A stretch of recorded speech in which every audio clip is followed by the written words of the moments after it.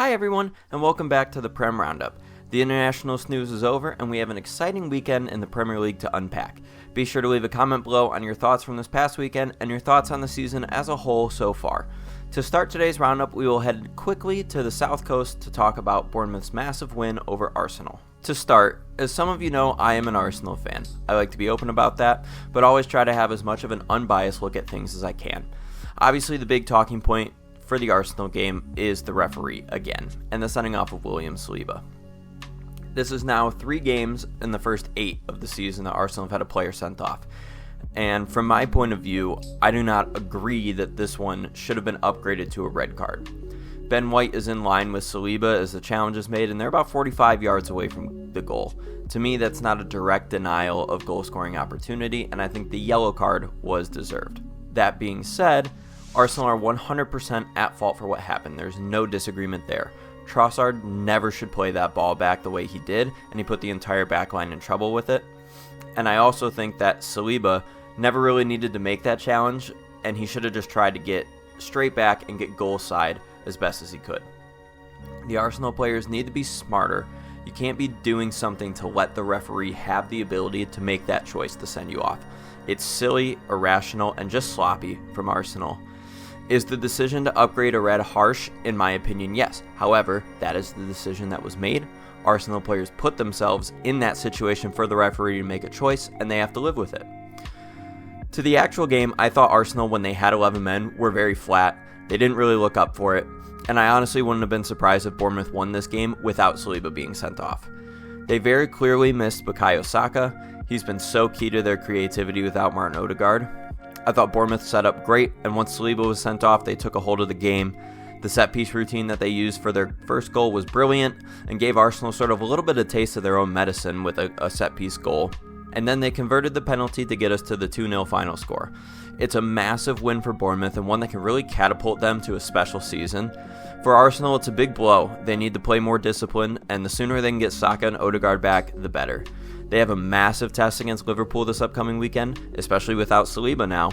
And I know it's early in the season, but it almost feels like a must-win, as Liverpool will go 7 points clear of them at the top of the table if they win on Sunday. Speaking of Liverpool, let's move on to their game, a 2-1 win over Chelsea at Anfield. An exciting game that was really back and forth. Liverpool got the first goal from the penalty spot through Mo Salah. Curtis Jones won the penalty after a clumsy few minutes from Levi Colwill, where honestly he could have given up a penalty before that to Mo Salah. Chelsea responded well, and they had a few chances of their own, and Nicholas Jackson equalized 3 minutes after halftime with a wonderful finish.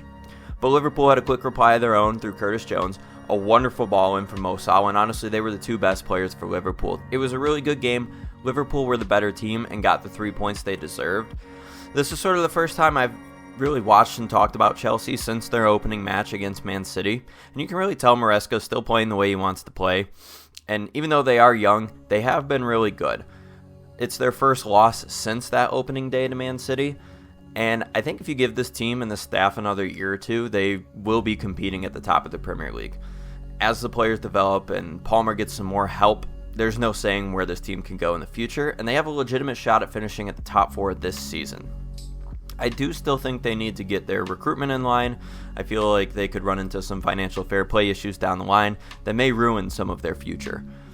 For Liverpool, their strong start to the season continues. Slot ball is in full effect. Only 3 goals conceded in the league so far this season, and just the 1 defeat to Nottingham Forest.